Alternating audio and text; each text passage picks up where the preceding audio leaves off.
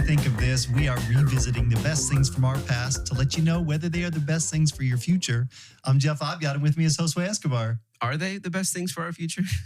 We're going to find out after this today. What's up, everybody? Happy podcast day. Yeah, it's a little murky outside, so I'm glad we have this to lift my mood because I'm not going anywhere today. Last week we had an issue. Why would you want to? Yeah, there were some people cutting the grass last week, and it's not going to happen now because it's a mess. It's a soppy, wet mess out there. I thought you were going to say something else. No, I was not. Soppy, wet something. Kiss. Yeah, I was going to go there. I sang that song this weekend. We didn't have to get into it, but I went unforeseen. I was like, I don't have the time to deal with people's problems. I saw an interview with John Mark. Before you say that, hang on. I just wanted to say today for people, in case they want to check the bookmarks below, we have a content. We are getting to the Sword and the Stone, and I do have some follow-up stuff, and I want to hear your input about the Godfather too for closing the loop later. Yeah. And before that, you do have a quiz we're going to do today. So it's all in the bookmarks. If anybody wants to check below, you'll see that. But yeah, didn't mean to cut you off. You're good. Tell me about John Mark. We want to make sure people know how to navigate our podcast. There are things happening, and you can find them all in the description, as well as however I've described today's episode. Exactly. Do people read podcast descriptions? I do. I want to get into it. I want to know what I'm about to listen to before I listen to it. I write a description for this every week, and then I think, I never read podcast descriptions. You should start putting random things in there and see if people like. Yeah, that's what I need. More Easter eggs to do. Hey, Jeff, that description, I caught the Easter egg. Yeah. I've never heard that about the podcast artwork yet. I don't think anybody has looked at them. Oh, no, that's not true. People have. Yeah, let's say people have. So, unforeseen kiss. Oh, yeah. I saw an interview with John Mark Macmillan about that. With David Crowder, actually. Oh, I saw that too. Yeah. Where he was like, there's two different camps and people loving it, people don't love it. Yeah. Anyway, it's just like this whole thing. And he just didn't want it to be an issue. Yeah. Okay, yeah, for people who don't know, I don't know. You'll have to look up the song, How He Loves. Yeah. But I was singing this weekend. We had a retreat. We were out at a campsite, and so I was up there just playing, which is my favorite thing to do. So we had some scheduled music. That was all great. And then we just had some downtime at the end. And so I was up there playing for probably like 45 minutes. And I love those moments because I'll just start going through the archives of old songs and just throw them in because people are just chilling, doing kind of their own thing. And that song came out.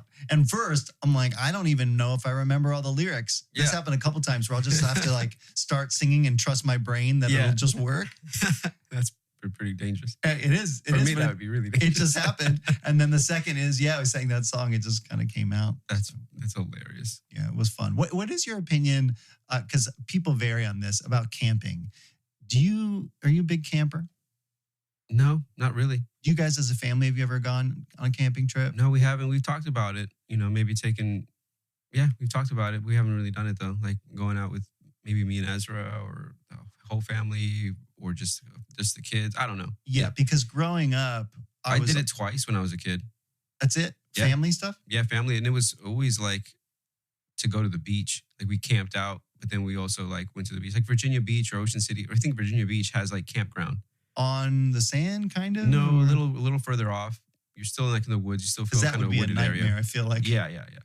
And then you're like a little drive, or if you wanted to walk it, you're probably about a 20-minute walk or a 5-minute or less drive. I don't know if I would enjoy that because the best part to me about the beach, this is not when you're done, is going somewhere and taking a shower. Yeah. But then you're just going to go sleep in a tent? Yeah. I don't know if I would like that. It's so funny. We did that because it was like, one, I think it was the most economical way of going to the beach. Sure.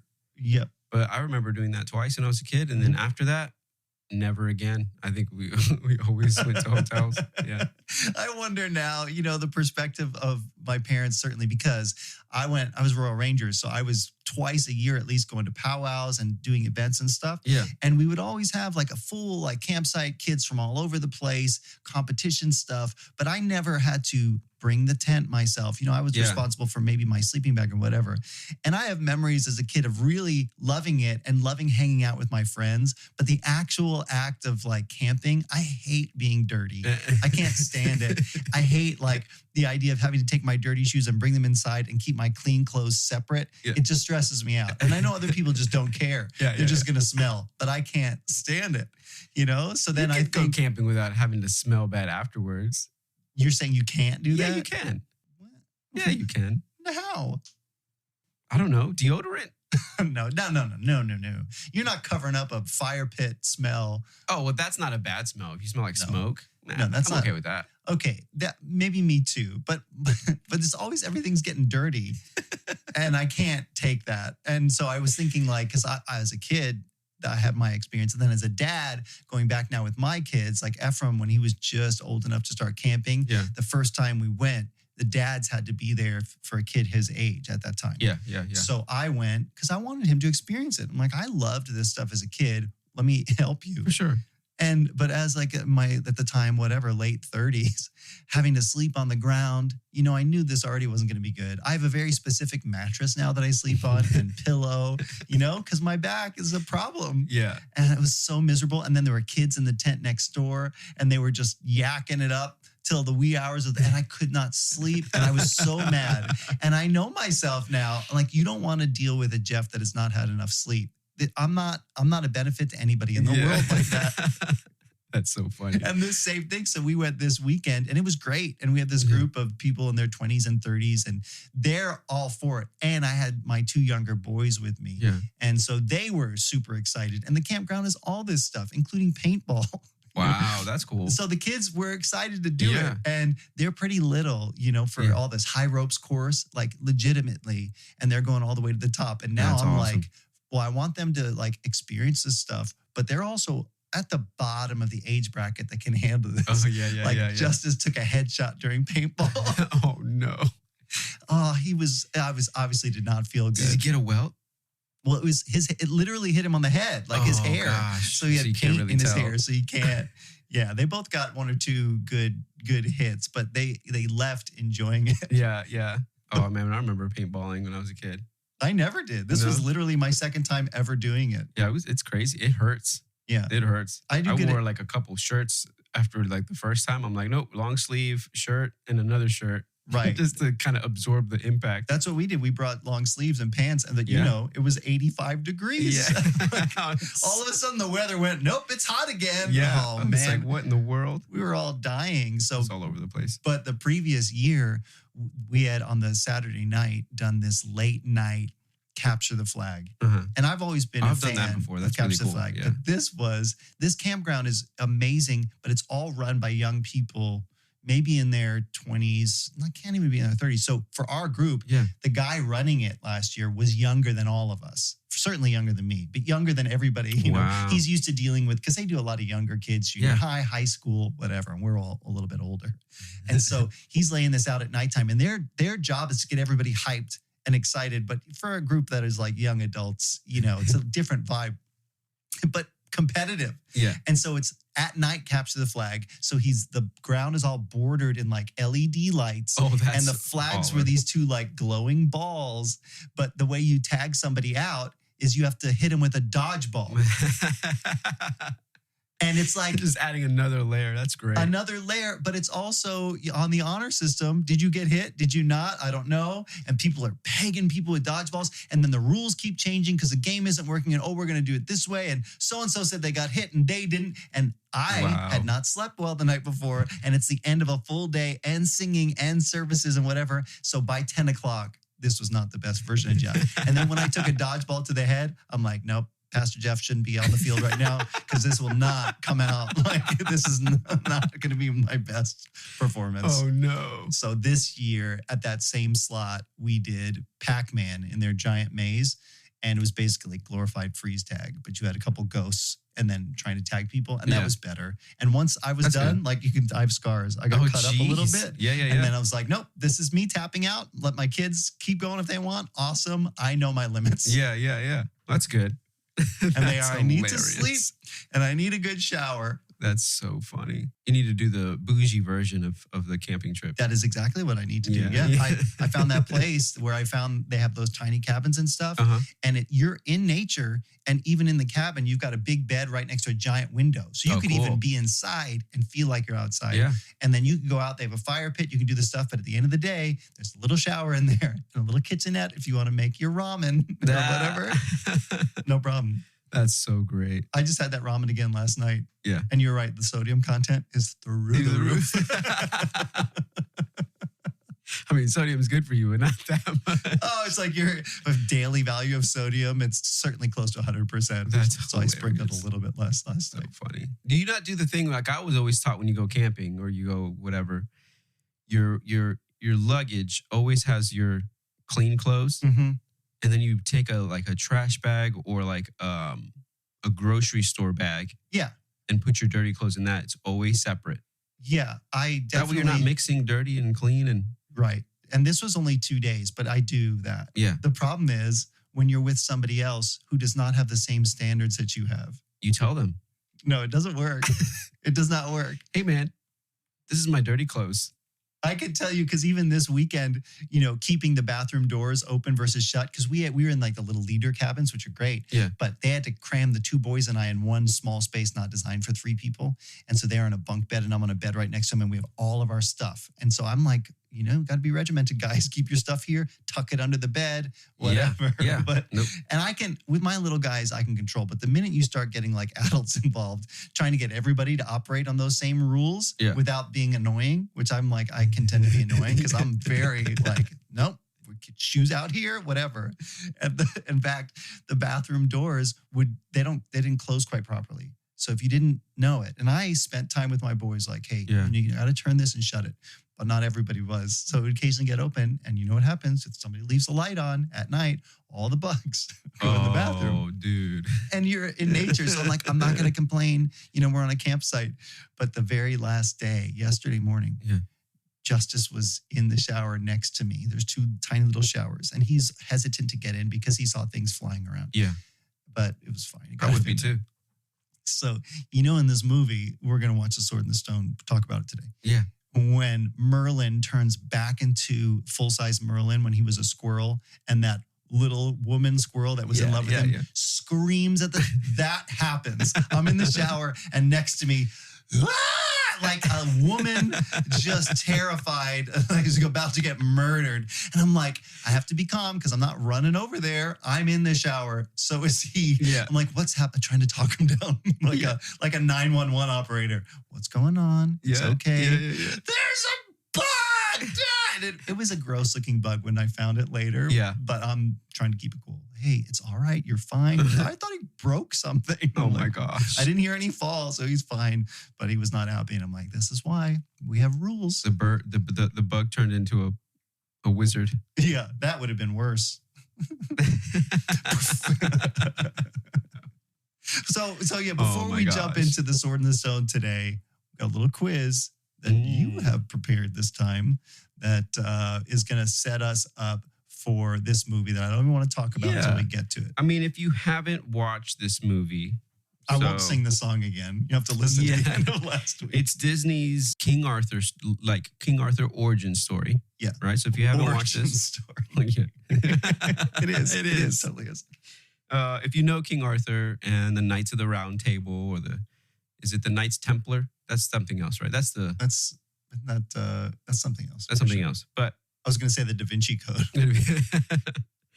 This movie, we'll probably talk about this, was released in 1963. Yeah. But if you haven't seen this movie, this little quiz, it'll kind of get you a little acquainted with this movie. So here we go. So first question. In the 1963 animated film, The Sword in the Stone, which we're watching today. Yep, what were the first 2 words inscribed on the sword? Whosoever pulleth. Whosoever pulls. Whoso pulleth. Qui districts. What? Selu qui tree. I think we know it's. Which one is it? I thought whosoever or whoso pulleth. Whosoever. Whoso pulleth. Oh man. Whoso? Whoso pulleth. I can hear the voice saying it though. I wonder if he says the other. I'll have to go back and check. They might say it, but this is the very first, the narrator. So like maybe they read it differently. Yeah, I can't. Oh, okay. All right. What was Merlin doing? Second question. Doing when he first appeared on the screen? Oh, I know this. Trying to draw water from a well. Boom. Talking to his pet. Chasing birds away. Walking through the forest. Well, I mean, he was walking through the forest, but to the well. He was drawing water from the well. He was already drawing water from the well. So yeah, pulling up. Yep. And he said, I hate this time. This medieval time is terrible because no plumbing, no electricity. Because Merlin can travel into the future if he wants to. In 1963 animated film, The Sword and the Stone, what was the inventive name of Merlin's owl? Oh. Archimedes, Aristotle, Plato, Socrates. Is the right answer always answer A? It's definitely Archimedes. No, it's not always, but like the first answer is like whatever. But yes, It is Archimedes. Archimedes. I didn't even think about this when I suggested this movie for us to watch, that I have the little Funko Pops on my shelf. Yeah. I put them on the top for anybody who's watching the video. Either. Yeah, they were right behind you the whole time. Awesome. Yeah. And so in the 1963 Disney production of The Sword and the Stone, how did the young boy enter Merlin's cottage? Through the window, using the back door, using the front door, or through the roof? Should I pause for dramatic effect? It's through the roof. Through the roof. Yes, you're right. All right. What was the name? What name was used for young Arthur? Blister, lump, boil, or wart? Come over here, young blister. Not that wart is better, but yeah. Why is that? I didn't find that in all my looking about this movie. Why they called him the wart? The wart. Because he was a stepchild. I don't know. Maybe he had a wart on his foot that we didn't know about. The Sword and the Stone. You probably did. What were the names of the two dogs that greeted young Arthur? No, this is on his return to the castle. Okay, you get this: Tiger and Talbot, Pluto or Goofy, Tom and Jerry, Fred and Barney. Oh come on! Like as soon as you said the first one, I'm like, here we are with the first one again. But they made it like, is this quiz for 5-year-olds? I don't know. Guys, ask your children these questions if you have them. Exactly. They'll appreciate these. Tiger and Talbot. Yeah. Tiger, Talbot! The Sword and the Stone, what was the name of the man that brought urgent news to the Lord of the Castle from London? Big news from London! Put down the drawbridge, man! Yeah. Percival, Cador, Bedivere, or Pellinor? Pellinor's correct. Pellinor! The voice acting in this movie is great. That is cool. In The Sword and the Stone, as part of young Arthur's training, Merlin turned the boy in quick succession into 3 animals that resided around the castle. Which one of these was not used? In quick succession? That's what it says. Toad, squirrel, fish, or bird? Which one was not? The first one again? I didn't realize this when I looked this quiz up. A toad. We're never a toad. In the film, what was the name of the witch with which Merlin had a duel with? With which Merlin had a duel with? Yeah. With which Merlin had a duel with? I have a grammatical issue with this quiz. Madame Bovary? You don't end a sentence with a preposition, but certainly not with a preposition that you already used in the sentence. It's so great. With. Sorry, go on. Which Merlin had to do it. With Endora Morgan Le Fay, which is another character somewhere else. I was going to say also Endora, isn't that the mom from Bewitched? I think so. Or probably also in something else. Or Madame Mim. Magnificent, marvelous, mad, Madame Mim. Oh, dude. In this production of The Sword and the Stone, young Arthur forgot the sword of his master's son in the inn, which was closed because of the tournament. Yeah. And he was searching for the one, for one when the owl spotted a sword. Where was the sword that Archimedes saw? A. Go ahead, go see. In a churchyard. Oh no! On top of St. Paul's. In a lake or hanging from a tree. So dumb. I think it was in the churchyard. Correct, Mundo. In some versions of the Arthurian legend, there is a lady of the lake. So with the sword, you know, in Monty Python, that whole quote about how he received the lady of the lake extended Excalibur, and he's like, we don't base a system of government on like aquatic tart, you know, handing out swords, and no basis for a system of government. So you got every single one correct. Except, no, I did miss the whosoever pulleth. Oh, the first one. Yep. Whosoever pulleth. I'm pretty sure he says that. I hope I'm right, because then it'll make me feel So I guess I got it perfect the first time I did it. Did you? Mm-hmm. Oh. This quiz type has a base value of 15 points per question. So you scored 150 points. All right. Yeah. Congratulations. Apparently, the average score is 7 out of 10. So I don't know if people are missing. I just feel like it can't be A again. Yeah, it's A. Always go with A. I mean, if you've seen The Sword and the Stone, it's a little predictable. The sword's getting pulled out. So, you know, A. The Sword and the Stone was about a little boy who pulled the sword out of the stone when no one expected it to. He was working with a wizard who turned him into a fish and a squirrel and a bird. He went through a lot of crazy things to end up to pull the sword out of the stone and become the king of England. And my favorite part was when he turned into a squirrel and the girl squirrel, who was actually a real squirrel, fell in love with him. But then when he turned back into a human boy, the girl squirrel was devastated. This movie was made in 1963. Yeah, you said old. this. Yeah, is very old. It is. I looked this up, and we'll talk about maybe some other Disney movies from the time, because 101 Dalmatians came out 2 years prior, 1961. For me as a kid, I can't remember. I remember both of those movies, watching them, but this movie for Jeff, this was like monumental. I've seen this movie more times than I could count, probably. I think I have too, is watching this again, and I just seem to, like, everything just came coming back of like, oh, I remember this. I must have seen this movie maybe a dozen times as a kid. And I'll explain to the younger folks in the audience, back in the day when you were a kid and you wanted to watch something, you had a literal shelf or drawer of tapes that you could choose from. You know, hey, we're going to stop playing outside for a bit. We're going to get off our playing cops and robbers, whatever you were doing outside of your bikes. And you came inside to watch a movie. Hero, what do you want to watch today? And they were all movies that you've seen. Exactly. And you're just going to pull it. I can still, the plasticky Disney case. Oh, wow. Where you would open the thing, pop, and then that. Pull it out, stick the VHS. We're going to watch The Sword and the Stone. I would watch this one a lot. Back in the day, we did not care about packaging materials. We did not care about the environmental implications. Yeah.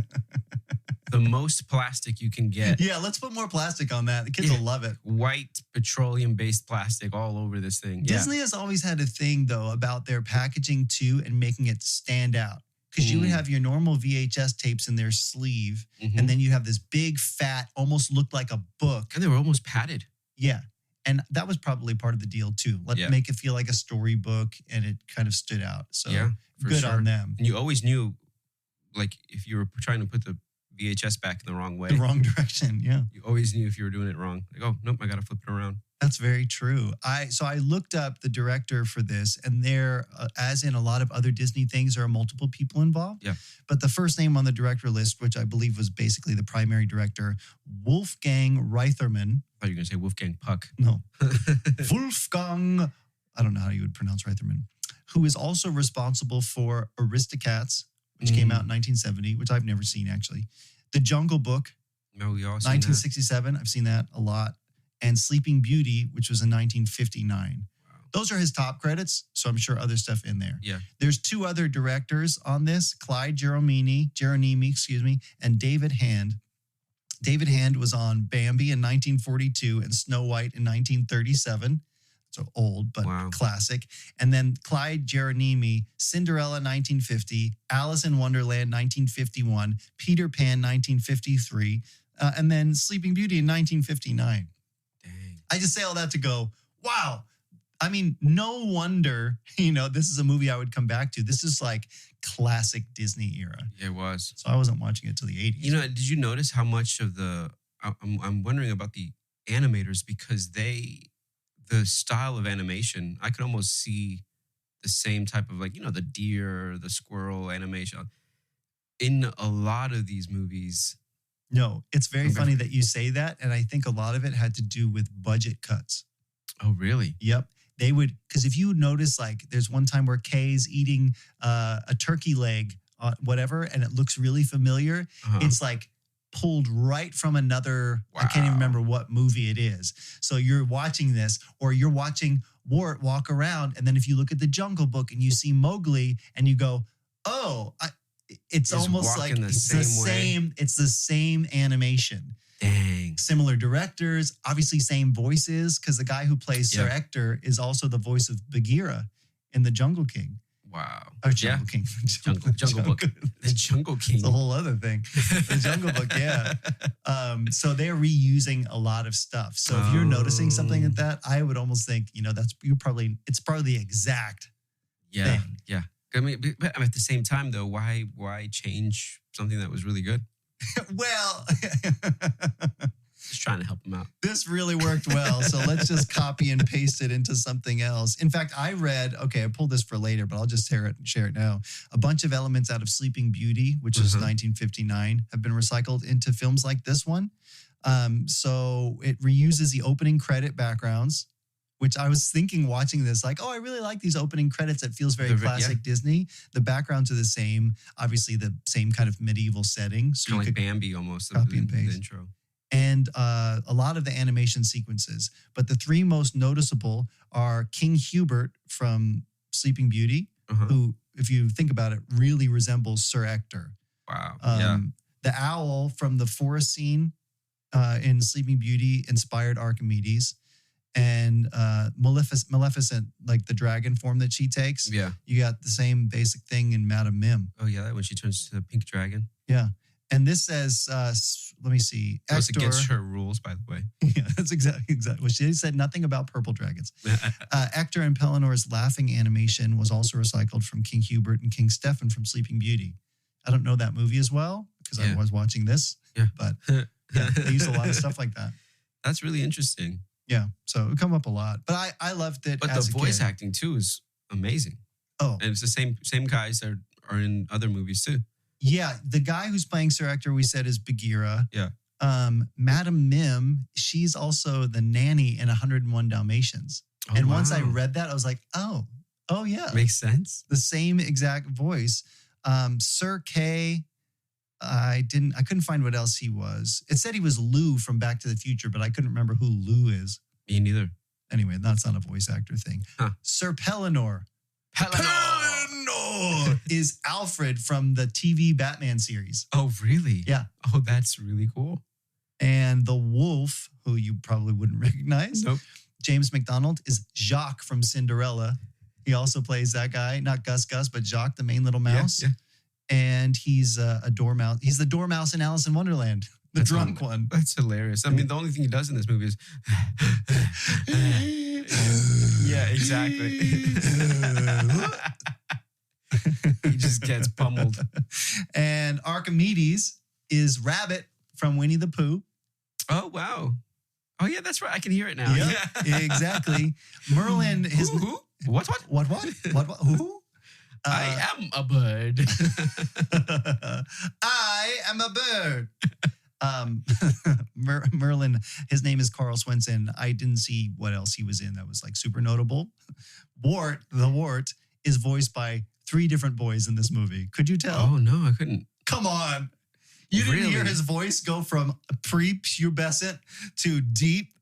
No. Dude, you need, if you're other kids, because I know you said you watched this with Eva. If you watch it with the other 2, you just pay attention to Wart's voice. Man, I can't believe I missed that. It's one of those things, especially as a kid, that I had watched so many times that I never thought about. Where does it change in the beginning, middle, end? All over the place. Really? Yes. Because I'm trying to hear hear his voice in my head when he first meets Merlin. You know, he's really like, Yeah. I'm sorry, sir. Like, I'll do whatever. Like, you know, he's very childish. I don't know. And then when he gets the sword at the end, I'm trying to hear that voice. I can hear him when Merlin comes and he's like, Merlin! That's like the higher pitched tone, right? But then when he's like, is it like a forest scene or something where he's, you just have to watch it. Man, they really got me. It happens so much. So if anybody has watched this movie or whatever, go back and watch. Wow. His voice changes. I didn't even write it down because I thought you were going to notice it. No. So I didn't even make bookmarks of what happened. Crazy. Now I'm going to watch this again. Yeah. But this is a movie that is a kid's movie, obviously. Yeah. So I don't know if people are adults and they haven't seen this, if they would take the time to go watch it. Yeah. But if you're going to want to watch like a classic Disney movie, do you think this fits the bill as classic? I think it does fit the bill as classic because, I mean, everybody knows the King Arthur story. Oh, sure. You know, it's in media. It's everywhere. Yep. And I think it's one of the only origin story movies out there. Right? In Disney? In Disney. Oh, come on. Especially animated. Yeah, I haven't thought about it in those terms. Because it's like everything, it's like about his life before he's King Arthur. Mm-hmm. And a lot of stuff might depict like how he got there. But this was like... But isn't that all like coming of age? Like even like Sleeping Beauty is her on her way to becoming queen, right? Yeah. I mean, I think that's what Disney's really known for. Right? Snow White, classic stuff. The whole like before being queen, it's like her journey to being that. Yeah. 101 Dalmatians before they were made into coats.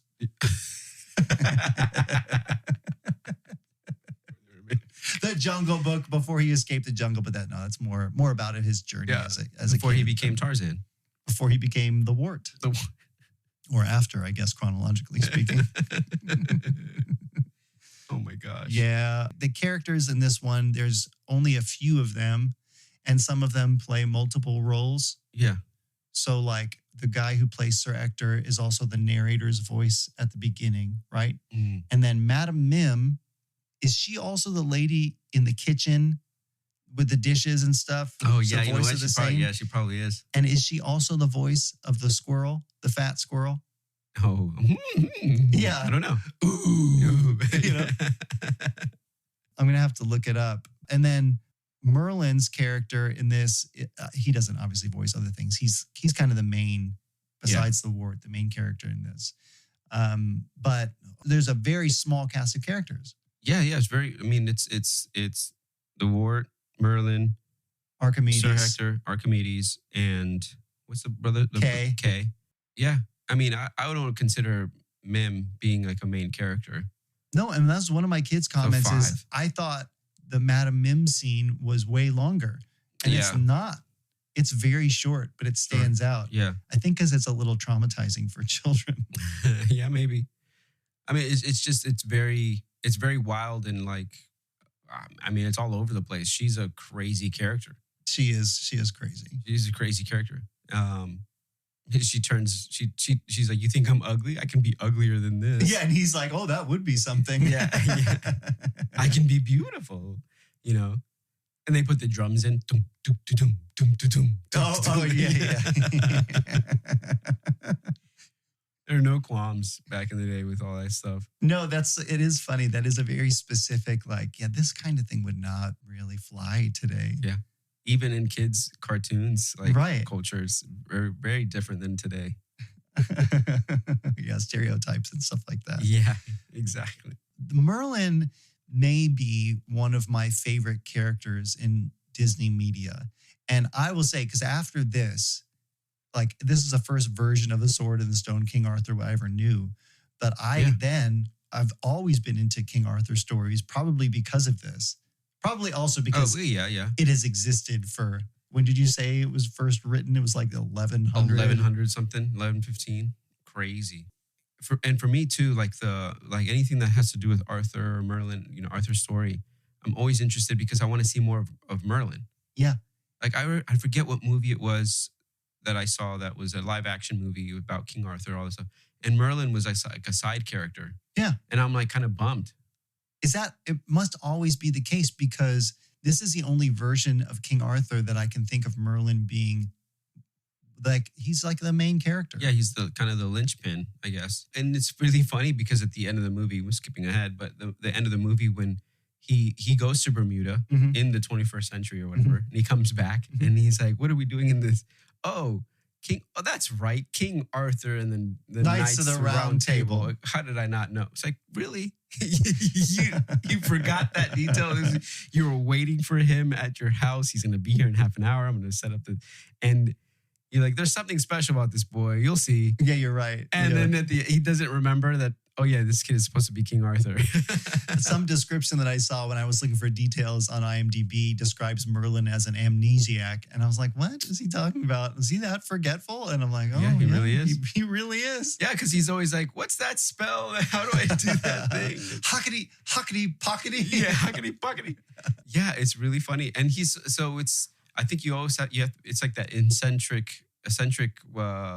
wizard type person that you see in like a bunch of media. I mean, Gandalf is a little bit like that. Yeah, you're right. You know? And so like I think they all borrow that whole like crazy wizard kind of old dude thing. I wonder how that became a thing and where it first started but this version of kind of magic is what I really love and I always want, I guess, more of. And I don't know if I don't like Disney magic, but specifically this kind of like, I'm going to disappear and then come back, or I'm going to make my little sugar pot, scoop the sugar into the tea.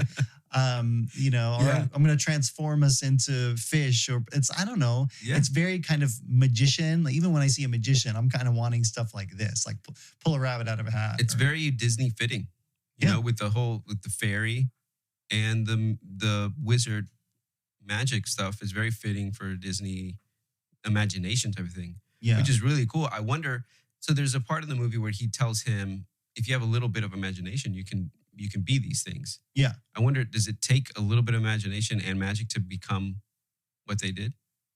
Like, become a fish, become a squirrel, a bird. Because remember, in the Peter Pan sense, where it requires something of you to believe that you could do it. Yeah. Maybe his magic doesn't work until you give a little bit of that belief. Yeah, maybe some of your heart has to be into it, but it doesn't quite until he becomes a bird where he's kind of dreaming about, I've always wanted to fly. Yeah, and he like sneaks up behind him like, ooh, he's like, he's wanting this right now. He's imagining himself. So I'm going to sprinkle a little bit of fairy dust.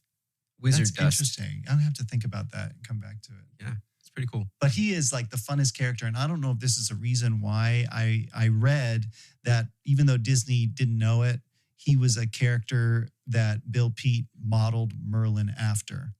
Bill Peet.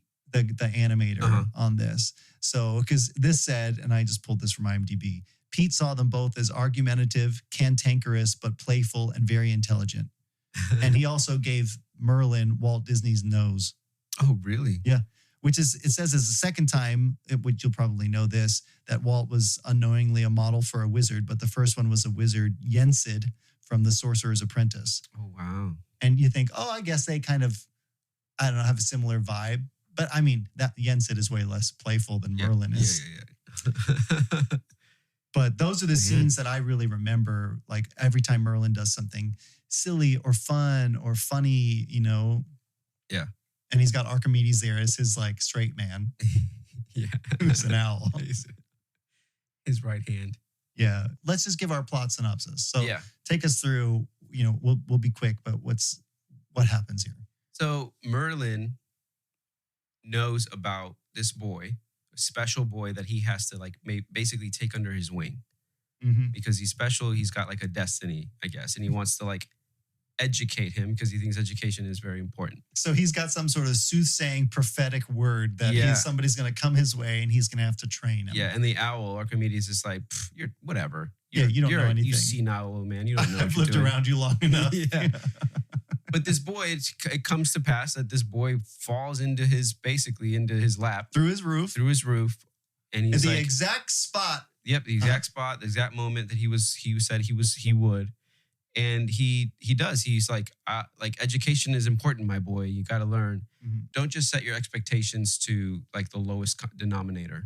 Yeah. Like shoot for the skies, you know. That's true. And he's trying to show him not to just be impetuous or do things only by instinct, but to actually think things through. Yeah. And sometimes Arthur will do stuff without thinking it through, but it is almost characterizing it like you can reach this potential, but you've got to apply yourself. Yeah, no matter your circumstances, you know, because he's like, I'm going to be a squire. Like, squire is all I can be. I'm an adopted kid. Wart. Yeah, I'm the wart. I'm an adopted kid. I'm not. I don't really come from a family of class or whatever. And you know, he teaches him things through different experiences. You know, becoming. And these are like the magical things. They turn into fish.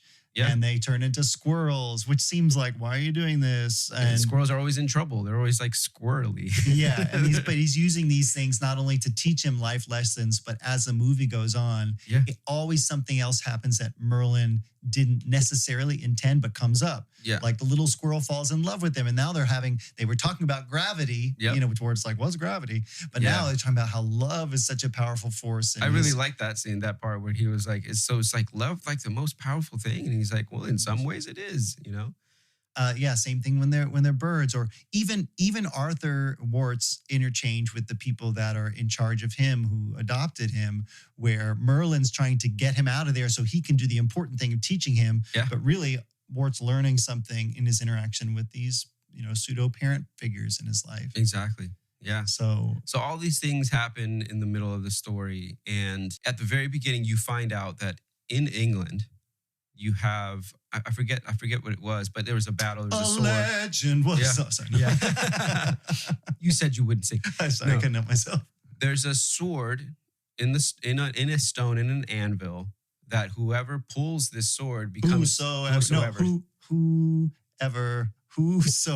Yeah, not whomever. Whatever. It doesn't matter. Go ahead. Pulls the sword is worthy of becoming the King of England. Which is a ridiculous way to come up with a system of government. It is. But you have to be, I think it's one of those things like, you know, like in Thor, you know? Oh, yeah. Like that, it is. Worthy. That's exactly it. Yeah. You know, whoever's worthy. Oh, wow. Did they just pull that straight from this? They must have. They must have. Well, I don't know when the Thor actual legend started. How exactly. But it's a really cool kind of a thing of like saying like whoever's worthy, whoever's humble, pure-hearted, all these types of things can now take this stone that's been, I guess, enchanted. The sword, the sword. In a churchyard, though, there's some sort of divinely, involved element here. And you see in the beginning, like, no one can pull this thing, not even the strongest man. They forget about it. And they forget. Okay. It's been so many years. And then... Do you think, because we know that he'll eventually pull the sword, yeah, that he would have been able to do it had he not gone through the journey that we see in this movie? Oh, that's a good question. I don't know if Merlin, maybe Merlin thought he needed to take this kid under his wing so that eventually he could do this. Well, or he knew he was going to do it, and that's why he wanted to get him and be an influence in his life even beforehand. I don't know, because we know Merlin has gone through to the past and to the future. A lot. We can talk about that in a second. Crazy. So then by the end, he goes to London for this competition. He makes a blunder, what you said in the quiz. He forgets about the sword, and so he has to go find another one. So he's just kind of scrambling to do it. Yep. And in another event where he sort of accidentally stumbles into a lesson or an important plot thing or whatever, he's like, I'm just going to grab this sword. He knows nothing about it. Sees it. Yeah. Archimedes is like, there's a sword over there. In the churchyard. Just go because grab the inn is locked, it's closed. Everyone's at the competition. He can't get the sword. And so this is the next best thing. But he doesn't know because he's too young to know about the legend, I guess. Yeah. And he goes over and like the same thing, the divine thing. As soon as he touches it, there's like, angelic light comes down, and it's like, oh, he's going to be able to pull it. Yeah. I want to come back to that moment at the end because I do have stuff I want to talk about in that. But that encapsulates the whole story. And then he's king at the end. And like you said, it's all an origin story. You don't get any of the Arthur stuff. We're all waiting for the sequel. He's still a kid. Yeah, we're all waiting for the sequel. It's been like 100 years. Come on, Disney. Yeah. But for some reason they haven't touched it, which I'm almost glad. You know, they're like, I guess, because Disney keeps doing these remakes that nobody's asking for. Yep. And this is one that I'm like, I don't know. I don't know if it would kill it. I'm on the fence about this one. I don't know. Now that he started saying I think with technology, and I think you could do it and not ruin it. With anything, I think you could do it and not ruin it. But this day and age, since there's so many things that you probably wouldn't do that you could get away with then. Yeah. Child endangerment. Whoa.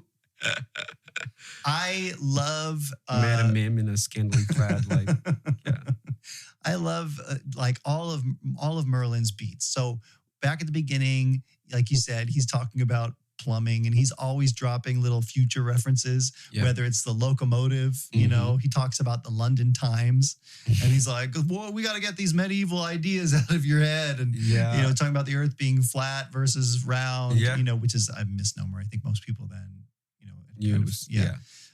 flying machines, the model plane, all that stuff. Right. And then he's got his magical stuff too. So all these like potions, and he's just like, and he's so silly, and he's like an old grandpa of a man, And Archimedes, when you hear him talk, you almost think he's older. I don't know. They're very similar but different. Old crabby old men talking at each other. Yeah, exactly.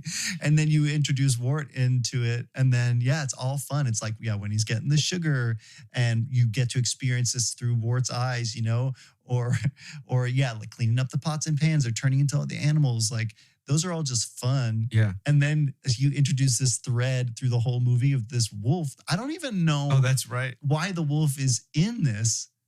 But at the very beginning, he tells him, like, you're going to go in there. There's all sorts of wolves in there. And it kind of, okay, here's a wolf who can't get you. And it's like creepy, right? And I don't know how this ended up in direction, if it was just a fortunate thing, because it feels like a couple different movies at times, and I don't know if it's tied to the different boys' voices, how long it took to make it, or how much they used the animation from other movies. I think a lot of it make everything fit. Because he's hunting for the deer at the beginning when Wart before he finds Merlin, and that forest feels so ominous. And then you cut to the inside of the forest, and it's like, and then they're leaving the house to go, like, when Wart's going to go with him. Yeah. Where are they headed? Like, when he's leaving with, Merlin's going to go back with him. Yeah, he said, I have to go. I have to go back, sir. I got chores to do. He's like, I guess we're going with you. I have responsibilities. Yep. And we're going to pack everything up. This is like, he's like, wow, what a way to pack. And he goes, well, yes, how do you suppose you would pack all these things any other way? I want your attention, everything. Bum, bum, bum, bum. Yeah, they did that. All right, really we're packing to leave. Yeah. But they do the music and beats really well together. The composers, the composers were so good with this stuff. Had you ever seen Saving Mr. Banks? Yeah. Yeah. You know how they kind of show how they made the music over the Yep. I'm picturing that's how these guys were working in the studios. Funny that you say that, Josue, because this is the first Disney animated feature with songs by Richard M. Sherman and Robert B. Sherman, who created some of the best songs in Disney, and including Mary Poppins. Mary Poppins. And so you get this combination. You got it of like classical. You've still got the Disney, the orchestral, the strings. Yeah. But then you get this jazz vibe in there that's so nice. Yeah. Yep. And my kids love that too. It's so good. The only thing I don't want to go back to with old movies like this is the 1:42 intro cards before anything starts. Oh my gosh. I kind of like credits upon credits. Yeah, now it's at the end of the movie and you just skip it, or you wait through it to find the extra scene. And I didn't have a little skip intro button on that flashed up on my TV. I couldn't do that. Yeah. So forward until it happened. Oh, I let it play. Oh no. Yeah. I'm just like, let's cut to the beginning of the movie. To the movie. The wolf chase. Oh yeah, so the wolf is like chasing them through the forest. When that wizard, Merlin first leaves the house after they've packed everything in his little bag, and his beard gets stuck in the door.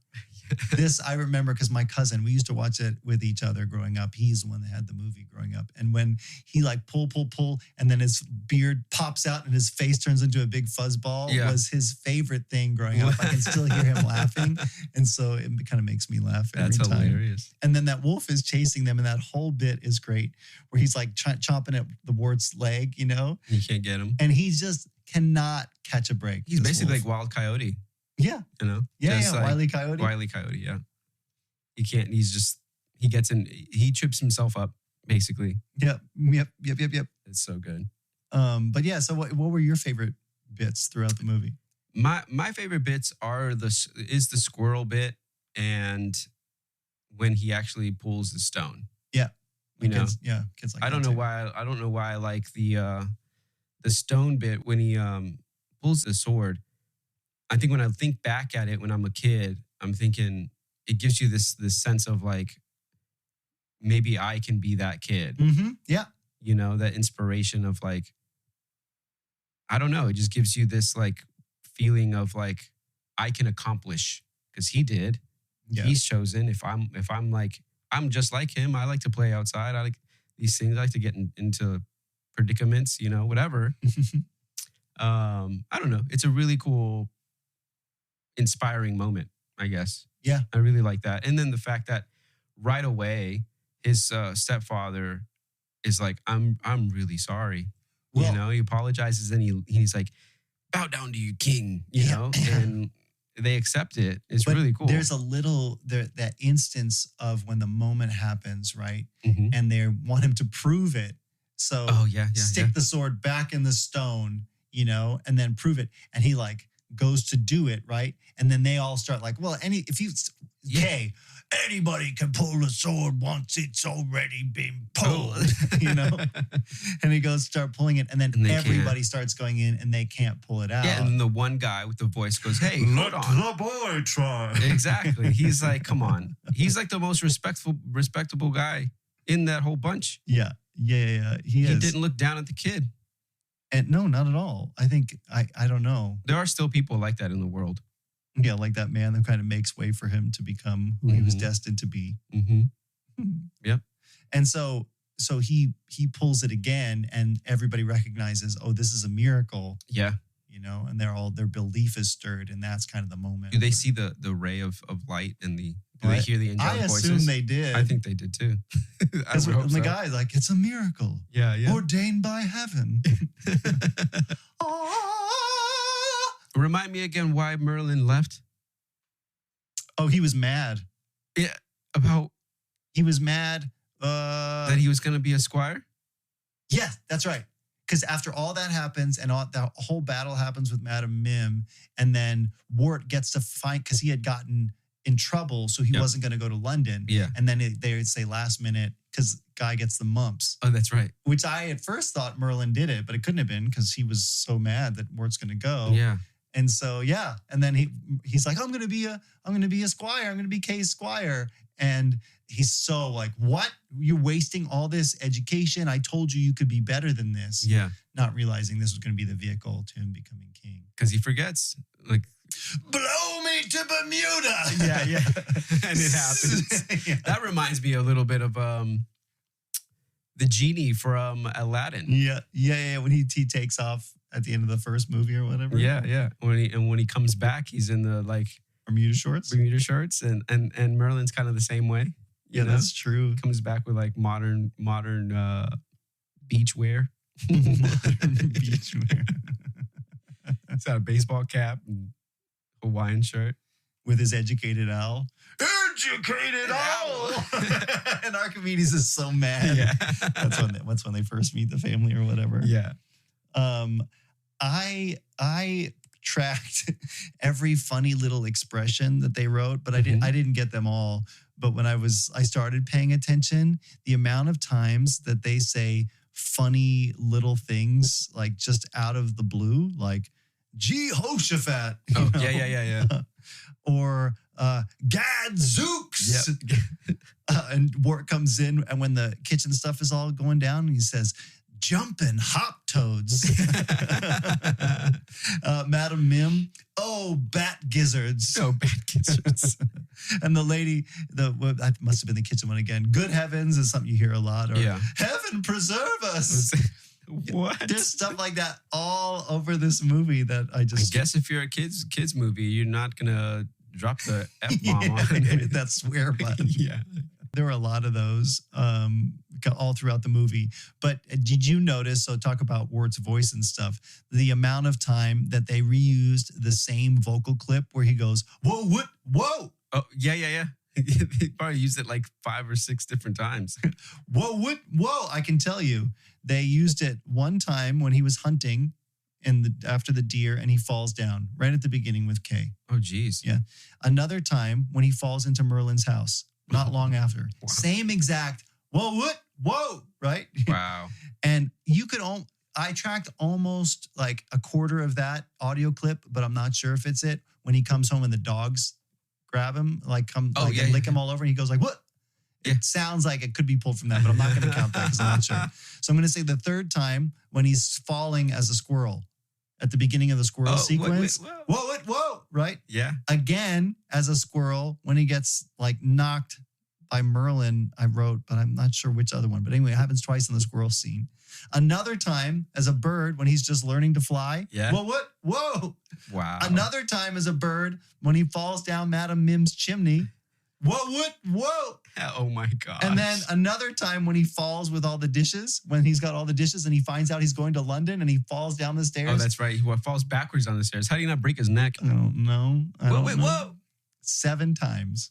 Dang, I was right. Yeah. 7 times in this movie. They use the exact same audio clip. Oh my gosh. So talk about saving money. And it's easy, right? If you're doing an animated, you don't have to line up the audio to like an actual person. Easy, cut and paste, baby. There's a couple times where somebody says a line and a mouth doesn't move. If you're really paying attention. Oh, really? I'm usually not. Or the amount of similar mustaches. You don't ever say things without moving your mouth? Only in edit, only in post. No, the mustaches in this, the nice, hearty, big, there's a lot of them that start to look the same, and you go, oh. Same drawing. Except what's his name? Pelinor's mustache, when he's like, what does he say when they're toasting? And he's like, they're in the castle. Oh, and he keeps getting his mustache. He moves his mustache. As a kid, I always wanted to try and move my mustache. Yeah, right. A combination of lip movement and blowing through your nose. Let's talk about the animal scenes, actually, because the very first one, they turn into fish. Yeah. And as always in these, like, Wart and the Merlin take on their own sort of unique versions of whatever the animal is. So Wart basically he's not a goldfish, but he's this tiny little kind of orange colored fish. Yeah, like a guppy, I guess. And Merlin turns into this not giant, blue, maybe catfish. I don't know. But he's different. Still has his spectacles. That's right. You notice that every time? And he drops them. Did you notice that? When he gets into the helmet? Oh. They're on the ground. Oh, really? Yeah. So I wonder, I don't know how he got him back after he became a human. Some sort of special spell? Yeah. Like, why do you even need glasses? You're a wizard. All this other stuff you can do, you can't just fix your eyes. No vision. I don't know what it would be. The fish spell was Aquarius, Aquaticus, Aqualitus. Aqualitus. I think if I dug into all these, I probably all had little Easter eggs about what he was saying. Aqualitus, equality, make us equal to fish. I don't know. Aquarius, I like. But the thing is, as a kid, that always stood out to me in the fish scene was when he's getting hunted by that big giant one. And always terrified me as a kid when all of a sudden that eyeball shows up and it's like, and it's out of the dark. Yeah. I hated that as a kid. And then Archimedes saves him at the end. He's getting chased by this big giant thing. And the whole line about, like Archimedes, like Merlin's pointing out that he's got kind of a heart. And he's like, oh, well, I like the taste of perch or whatever he says he is. Yeah. And It's like, well, I don't know. It's odd. You had a rather big breakfast. Yeah. He's like playing at like, you're a softie at heart. Yeah. The animation for the underwater stuff is really good. I like it. Because every time the camera, I guess you could say, or whatever, they depict the water and the castle in the sky, like past that, the way the water reflects everything and things like that, the way that the refraction and all that, whatever, they drew that. Such talented drawers. I mean, you don't see that style anymore.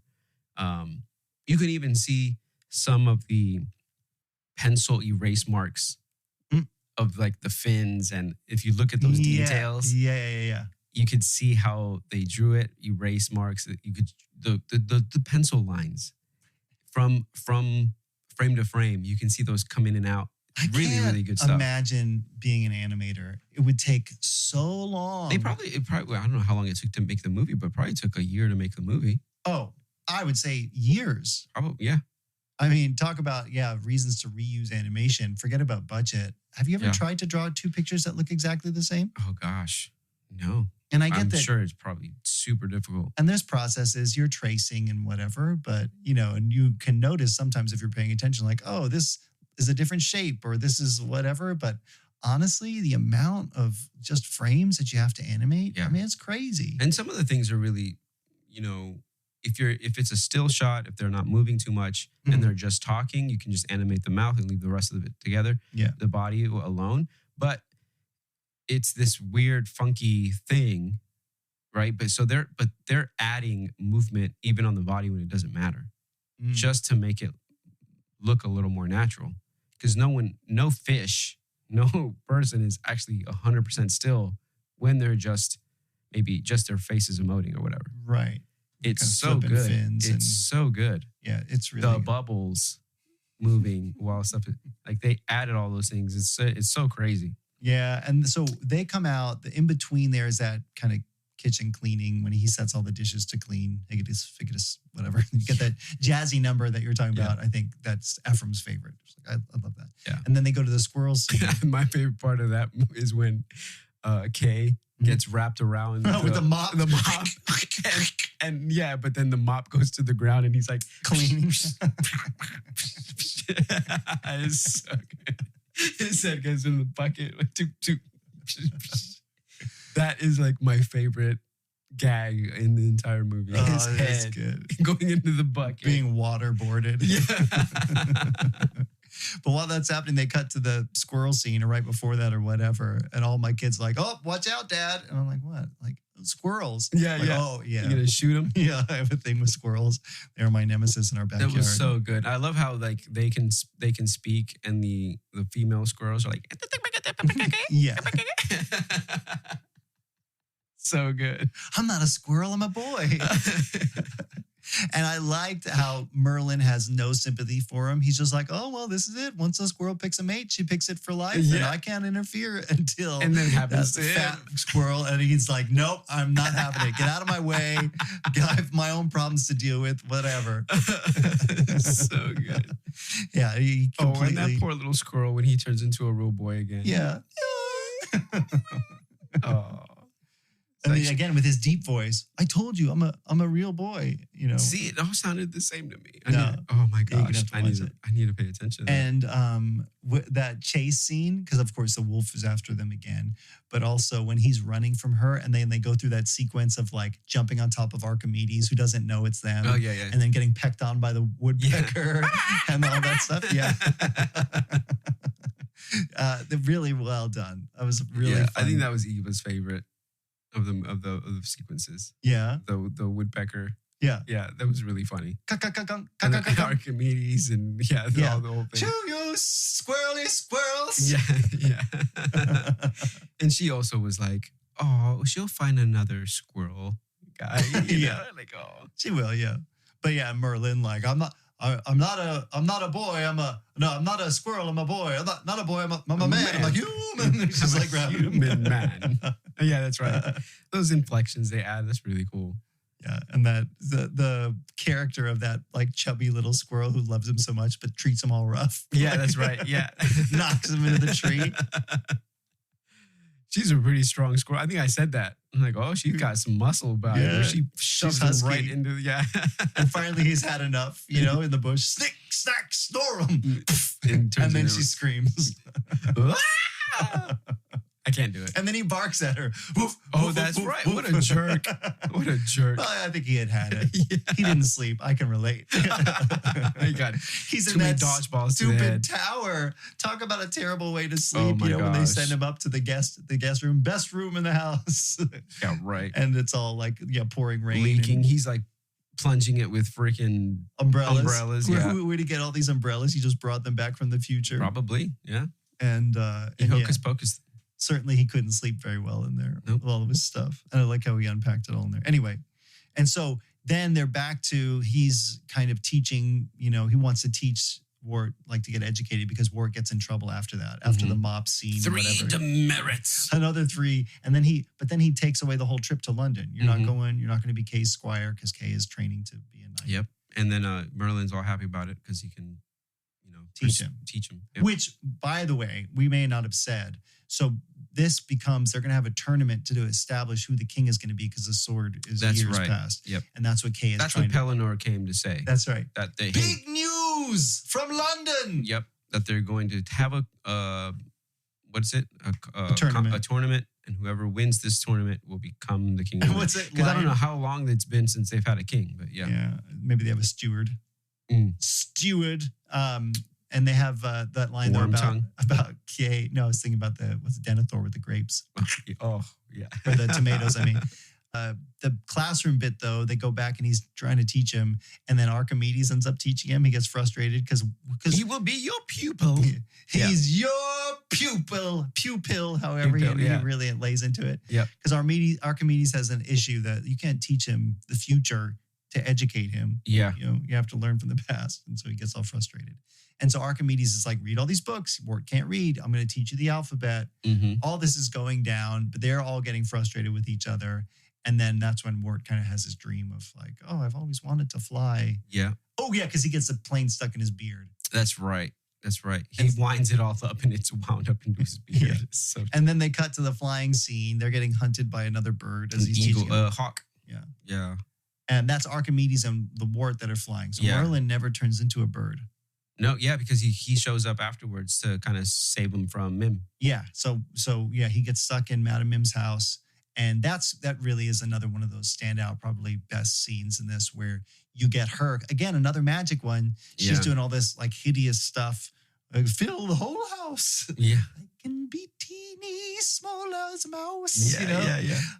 But this is all about black sorcery where they've been accusing Merlin of black magic. Yep. And he's I never touched this stuff. Yeah. Now this is true black magic, but just all it is like, dreadful is good. And, it's kind of silly black magic. Yeah.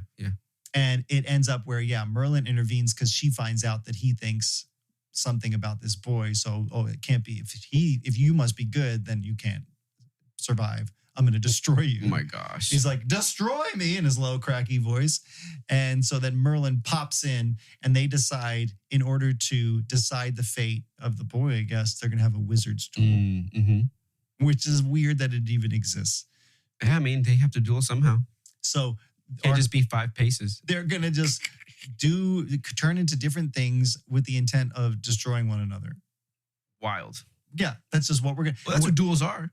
To the death. Okay, but then they establish all these rules that she just breaks immediately. Exactly. Not going to disappear, all whatever it is.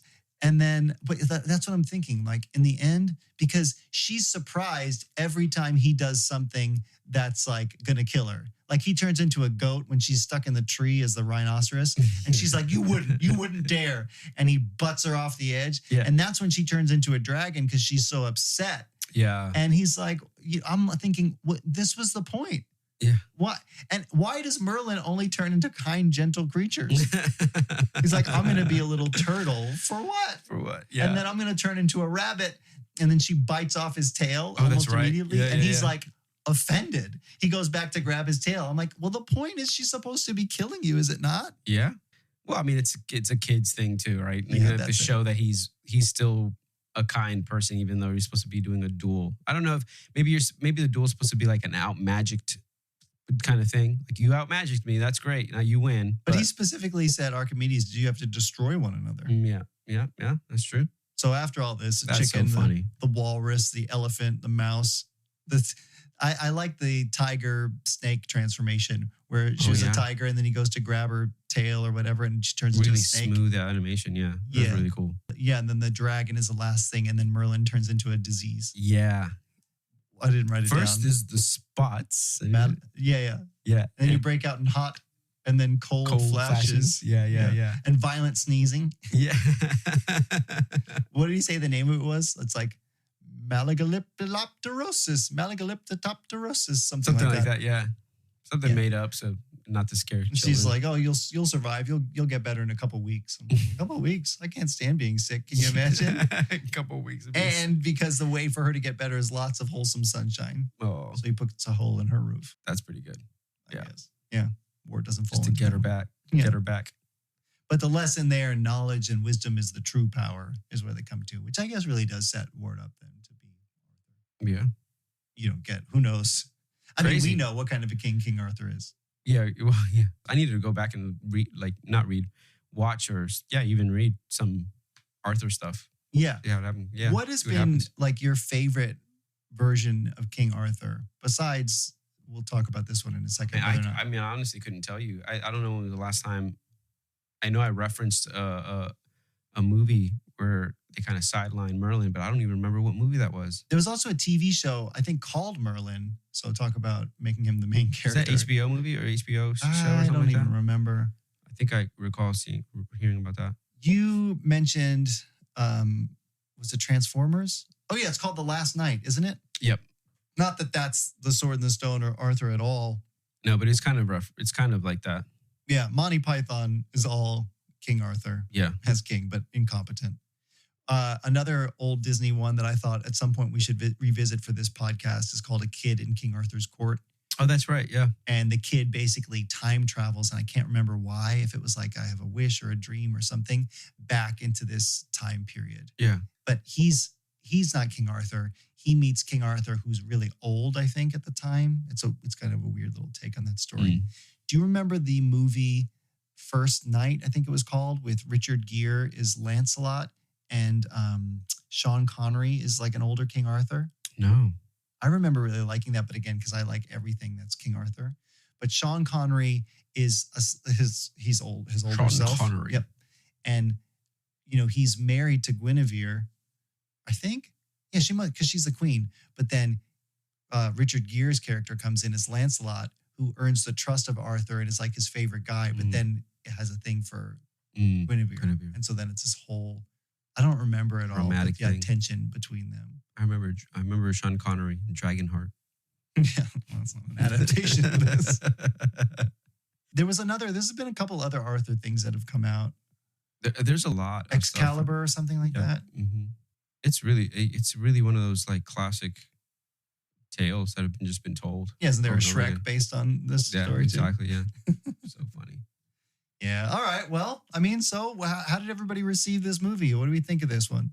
I think it holds up still. Mm-hmm. Even with the older animation and some of the things that are kind of like pulled from other things that Disney had done, voice actors and a smaller cast. I think it moved pretty quickly. Too. Oh yeah, I was going to say that was great about this movie. It moved really quick. It didn't leave you like, okay, let me skip forward or whatever. Yeah, everything was pretty fast and kind of left you wanting more. And I don't know if that was intended or if it was also a budgetary thing. It might have all been budgetary thing. They were probably very good about going, hey, let's tell a story.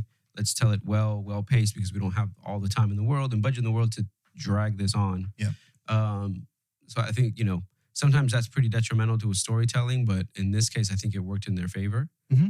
I really did enjoy it. I mean, it was like a nostalgia thing for me, but at the same time, watching it, I'm like, I would recommend it to somebody, if they want to watch a classic from like this time period of when technology isn't what we have today and appreciate a quick paced origin story. Do you think it would be worth visiting if you don't have kids? No, I don't know. I think it's worth it if you have kids. Now, it all depends on your kid if they're going to enjoy, something old. Do you think this would feel old to them? I don't know. I think it's that classic adventure. I think no, because every kid has dreamt about or daydreamed about becoming some type of animal. Whether it's a fish, a bird, sure, or something else. I think there's enough going on in this movie that any kid, I mean, there are exceptions, would enjoy it. Because all my kids, they're genetically my children. So, but like you said, even with your kids, sometimes you'll watch something and you'll go, "Hey, this is awesome," and they will not have it. But the way that this movie just hops in.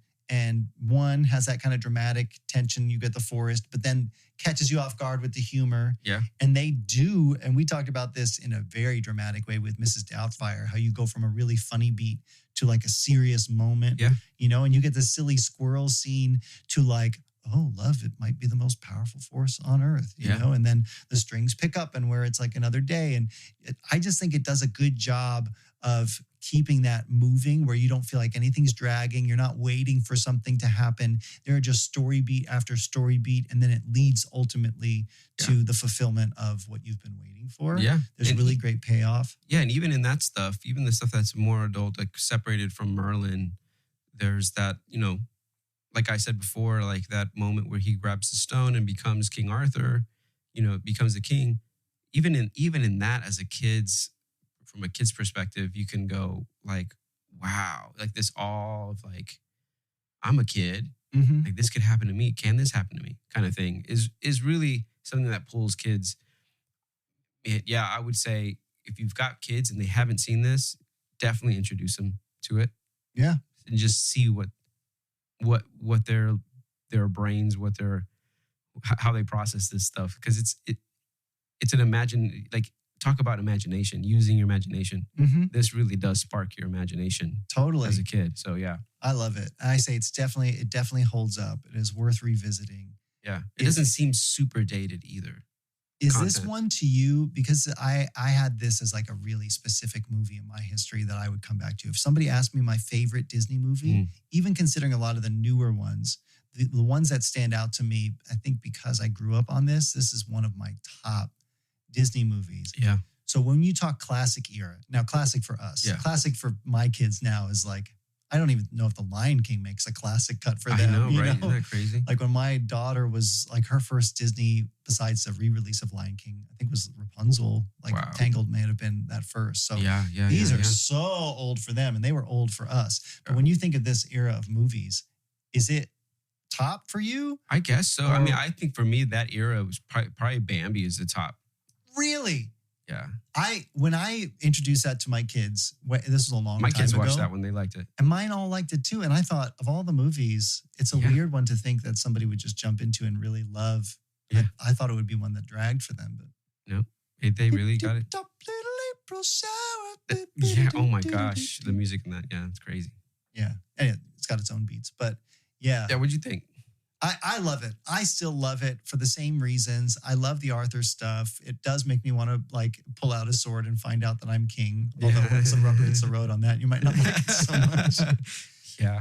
Hail, King Arthur! Long live. That was so funny, by the way. Every time he's like trying to escape because he doesn't want to be king, and he opens the door, and the voices are yelling so loudly that it blows him back into the castle. That's so cool. Yeah, I loved that, and I liked revisiting it with my kids because they all liked it too. Yeah. And we've seen this one a few times, so I wasn't super surprised. But I didn't have to convince them, oh, you know, they know the drill with the podcast, but sometimes they've got their busy schedule. Yeah. They might not be able to watch, but this was an easy one to just sit down and watch, cool. Even again. Yeah, with me, I just like turn it on, and they're like, what are you watching? See who gathers. Yeah. Yeah. Immediately, Eva's like, yeah, this is cool. I'm like, cool. We'll all right, we're gonna finish watching. I'll tease it like in the week. And then we're like, okay, we're going to sit down on Saturday, Sunday night or whatever, and we'll watch it. And had she ever seen this one? Oh, that's fun. Yeah. And what really like her perception of it? She like, I haven't asked her like, hey, so what'd you think? Whatever, you know, but she liked it. I mean, it's always really good when they go back up when they finish watching it and they go upstairs to tell their mom about it. Oh, totally. You know? Yeah. Yeah. Mine all loved it too. All right. Well, everybody, I'd say definitely visit this one. Yeah. This is a good one. Yeah, for sure. Should we close the loop? Yeah, let's close the loop. It's like a snake eating its own tail. I don't have a ton on this one, but I did want to point out for everybody that watched our awesome Test Kitchen episode, you know, which, man, I could go for some of that jambalaya right now. Jambalaya. That cayenne pepper was great. We kind of talked about this on the episode. Oh, speaking of cayenne pepper, last night I talked about my popcorn habit of, you know, whatever, drizzling tahini sauce on there. And even my sister, who grew up in the same Arab household I was, she's like, really? Tahini sauce? I'm telling you guys, you don't want a super buttery popcorn, but yeah, it was really good. So last night I did that. I squeezed in my little citrus and I cayenne pepper on it. Yeah. And I was sitting there eating it and my kids were getting ready to go to bed and I was still eating my popcorn. So Jay gets up next to me and he's going to grab some. I'm like, hey, it's spicy. you're not gonna whatever. And he's like, I just want to try one. So he just takes one and he puts it in his mouth. And before he walks to the kitchen, he's now running to get water to spit it out. I'm like, what? I told you it was spicy. He's like, I didn't know it was that spicy. Wow. But I don't know. My tolerance for cayenne pepper must just be much higher. Yeah, mine too. But anyway, the alphabet soup, we kept talking about Hi Dad soup. But I didn't notice it until I rewatched and watched the can that it was legitimately Spaghettios. Yeah. It wasn't soup at all. I don't think there is alphabet soup out there. I don't know. That was the only thing I saw that had an alphabet in it. Yeah, so it worked for our purposes, and it was definitely terrible. So I guess made for the cartoon looked like it had that same consistency though too. No, it was. Come on, soupy, he was drinking it out of his cup. That's true. You could have drank this. No, ugh. That was like a sauce and too much sugar in that stuff too. Yeah. And also the restaurant where we got the Jambalaya ragtime, which again, I highly recommend, is in Arlington. So if you listen, did you say Alexandria? I did both times. But then I said in courthouse. So I was thinking, you know how you do? Sometimes your mouth doesn't do what your brain is doing. So on the video, I overdubbed on the subtitles and threw on there, it's actually in Arlington. Hey, everybody, it's Arlington. Go visit this place. But if you just listen to it, you hear me going, ragtime in Alexandria. Yeah, sorry, everybody. It's in Arlington. I think the guy's name was Logan, who helped me out on the phone. So I can't thank them enough. They were awesome. Really great. And that jambalaya was awesome. Episode 13, we talked about The Godfather. Yeah. This was just a week ago, which feels like longer. Yeah, it really does. I don't know why. But we were talking about the book, which was written by, I don't think we ever said, Mario Puzo. Well, yeah, because it's Mario Puzo's The Godfather. The Godfather. Yeah, the title says it. But it was originally published in 1969. And you were saying you ran into somebody who's read the book? Yeah, somebody was asking me about the podcast, and I told them that we'd watch The Godfather. And they told me that they were in the grocery store. They saw a magazine. I'm not sure which magazine it was, but it was basically like top 10 greatest movies of all time. And on the very top of the list was Godfather. She says to herself out loud in the grocery line.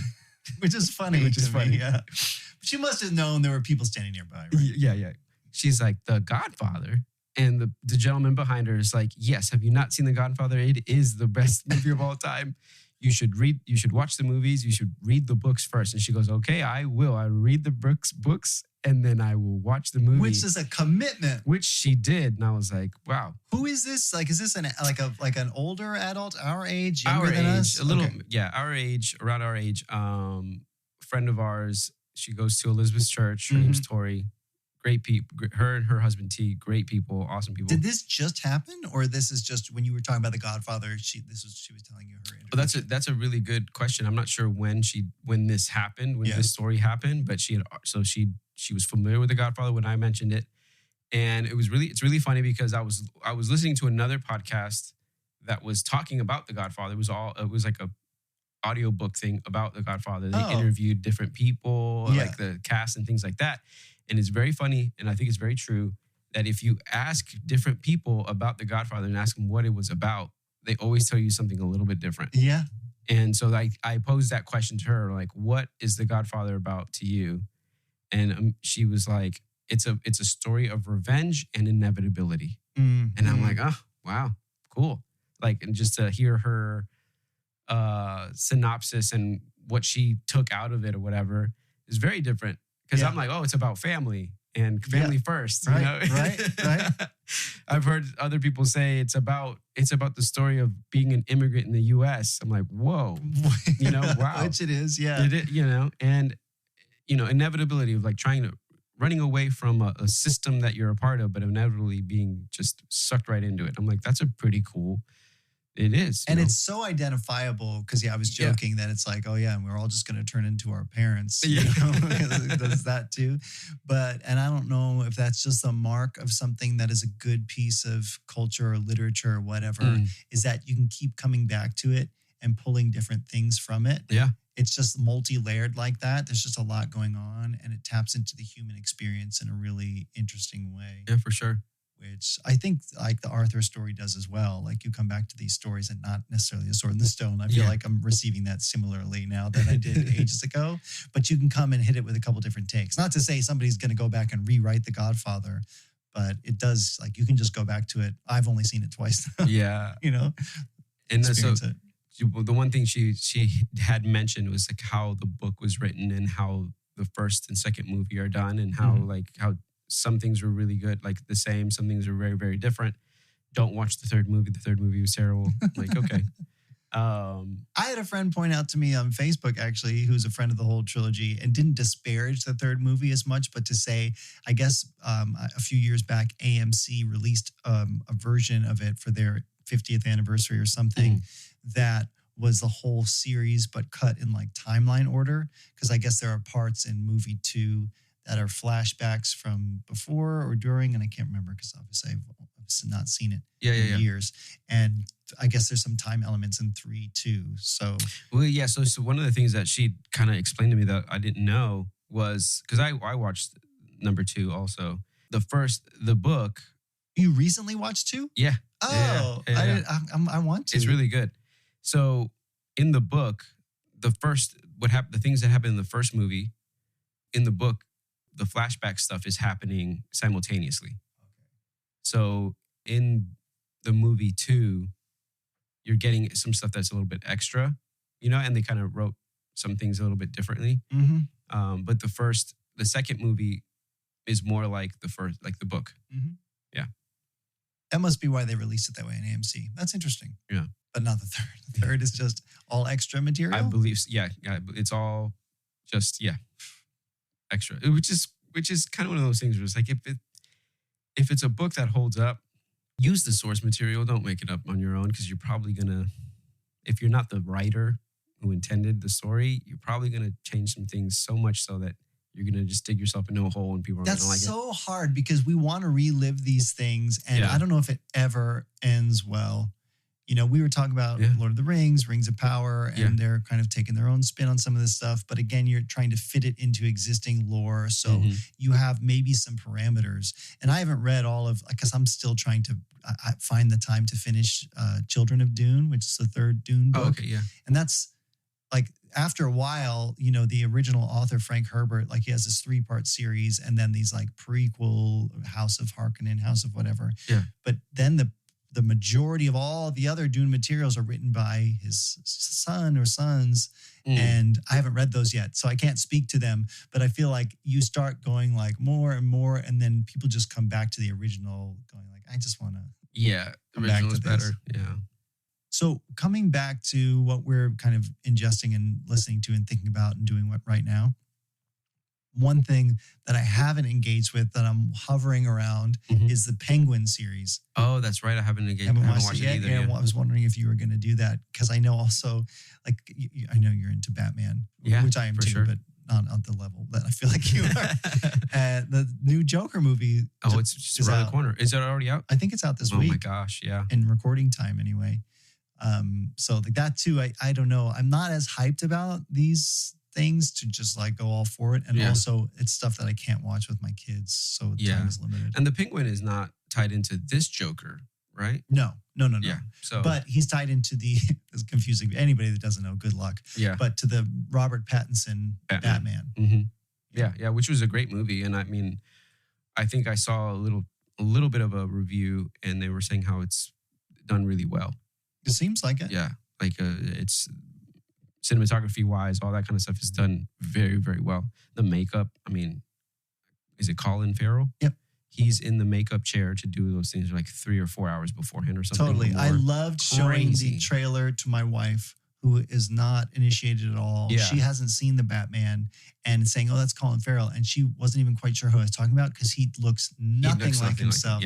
And then she looked him up. She's like, oh, not him. I'm like, yes, that's him in there. That's crazy. It's wild. It's wild. That's him. Yeah, there's a little bit of a short, snippet on YouTube or whatever, Instagram Reels, where he's saying that he put the makeup on and then would walk around the lot, and some guys didn't know who he was, and they were looking at him like, what is this guy doing here? And like somebody went up to a security person, whatever, and was like pointed at him, and the guy goes, no, that's Colin Farrell. And the guy runs back up to him and goes like, hey, you're in there? Like, I didn't recognize you.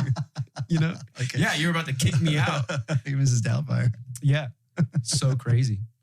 Well, everybody, let us know what you think about this or about future topic ideas. Please. If you have one, we would love to consider it and maybe cover it for a podcast episode. Yeah. And you can reach us with those suggestions at wdyt.show.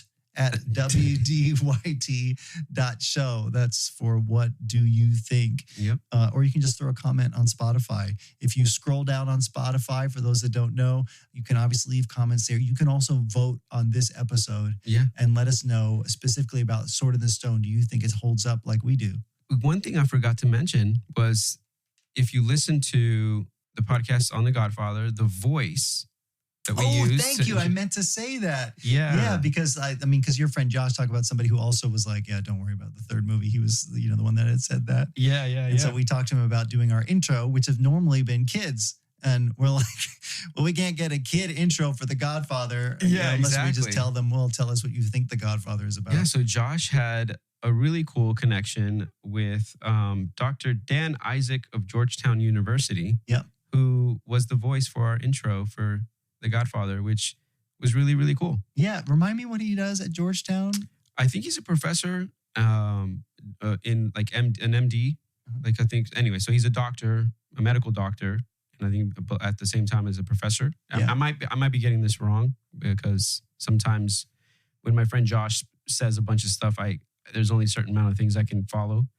Love you, Josh. But there's a lot to unpack there. I feel like we don't have time in the podcast. Well, sometimes you just hit with a bunch of information and you're which ones can I just have to ask. It's like I'm the worst at names. Yeah. Like when I meet somebody, I might have to say your name a few times before it sticks. Sometimes it's like that with some information. It's like I know you're studying to be a lawyer. You were studying to be an MD back in the day. You went to medical school. And so this guy is either a professor or just a medical doctor, or he's like your godfather. I don't know. So all of those things were probably talked about. Can you imagine if it was his godfather? Let me get you a quote about the Godfather from my godfather. Who's a medical doctor and a professor. I mean, what are the chances and all of those things? Boss. But anyway, thank you so much for that. It was really great. Yeah, I love hearing people's take on it that are especially into something because it makes you respect it even more. Maybe we should open it up to other people. If you know you're going to watch something about that we're talking about. Totally. Honestly, I thought submit an intro. If there was a way that we could have people submit their suggestions with a voice recording of like, this is why I think we should start doing that. Let's do it in the future. Give us a thumbs up. I mean, maybe a little poll. Do you want to be on the podcast? Yes or no? Yeah, I have to put that answer. You're gonna have to do that one, buddy. I got too much to do. Well, I want to tease next week because we have something very special.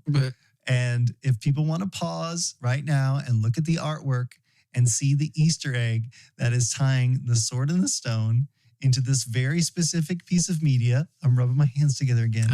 Okay, so if you pause and you can come back, we're going to come to part 2 of the ever popular, ever infamous Alice in Wonderland. The people are cheering. They're excited. Still maybe my most favorite episode. Yeah, baby. Yeah. Let's go on another trip. So we'll see if this is the one nostalgia-wise that I grew up on. I've only ever seen part 2. The one that you've watched how many times? I don't know. Too many. Gosh. Too many. But again, not enough that I'm going to look at it and it's going to hopefully be familiar, but I couldn't even tell you what the plot. I could kind of, I don't know.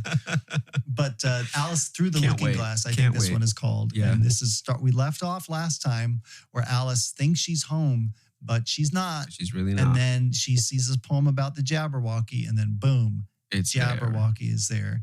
Crazy. And so she's got to run for her life for the next episode, which is we'll see what happens. But until then, we want you guys to follow us if you can on Spotify or Apple Podcasts, YouTube, of course. We're on all these platforms. So if you're listening to us or watching us on one and you want to hop over to another, great. Whichever platform, as long as you've given us 5 stars or a thumbs up. Yep. And those of you who listen and don't subscribe, please subscribe. Yeah. Mom. Yeah. No, I'm just kidding. Wow. No, really, it does only take 5 seconds. So if you search for us on Apple or Spotify or whatever, wdyt.show are all those links. You can find them there. And our YouTube channel as well. So that way you can watch Test Kitchen and you can let us know what you're thinking. We want that information. Yes. So please do that. Josue, thank you for another great episode. This is awesome. Yeah, I love it. This is really awesome, and I'm really looking forward to this next episode. Yeah, me too. I can't wait. Dreadfully so. At some point after this, we're going to have to, we already have a plan for the month of October. We're going to get out of the kids' material. A little bit. But oh man, I can't wait. I mean, Halloween's coming up. It's coming up. You guys know it's around the corner. All right. Well, until then, guys, we will talk to you next time on What Do You Think of This? Peace out, everybody. Yeah.